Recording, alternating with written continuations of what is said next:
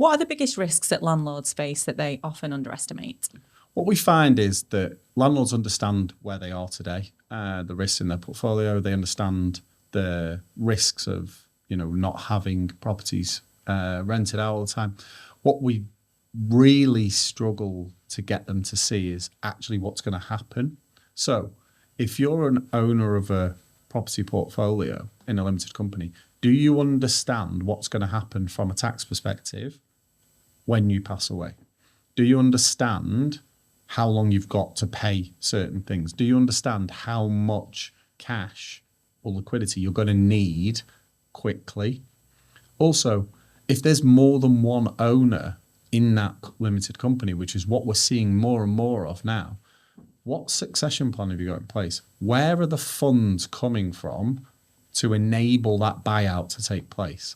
Because you're talking about potentially huge sums of money here that people haven't got a plan in place for. They're just going to have to asset strip. So there's lots of different knock-on effect things that owners haven't thought about when they pass away.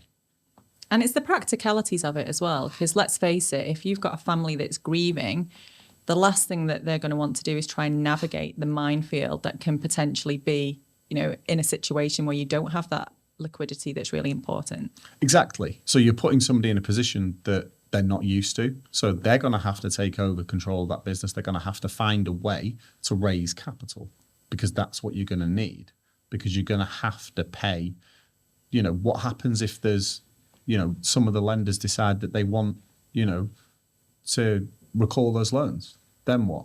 Because it's all asset stripping. Whereas having the right protection in place strengthens that portfolio from a financial perspective, but it also means that your family, whoever inherits it, is taken care of.